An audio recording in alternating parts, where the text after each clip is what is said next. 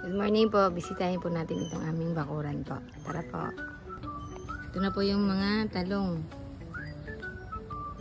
At yung aking mulberry. At yung mga lettuce.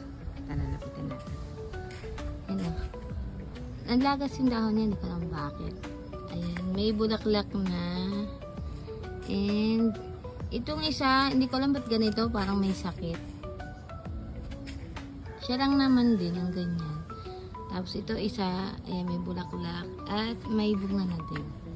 Taran! Ito yung mga nakatanim dito sa Wilkins. Dinagdagan ko pala yung lupa.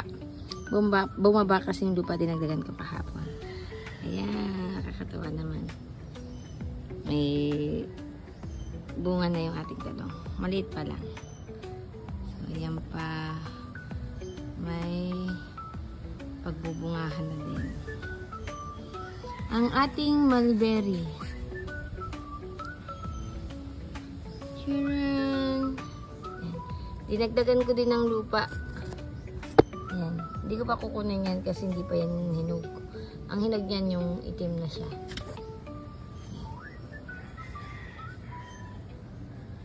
Ayan. Sama lang. Mulberry. Ayan, mulberry pa.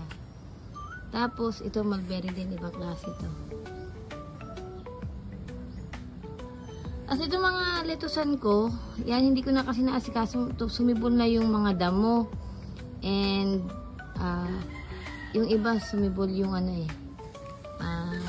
May mga langka. May langka dito, ito oh. Yan, langka yan. Nasa ilalim kasi ng puno ng langka. Yan, yung langka namin. And dito mga lettuce ay pinapabulaklak ko para makakuha ko ng seeds. Ito yung aming langka po o may bunga na. Yan. After 5 months, kasi nung May, ubos na yung bunga. Ngayon, October, yan, ang lalaki na ng bunga. Naka-harvest na kami kahapon. Nagluto kami kahapon. Yan. Thank you.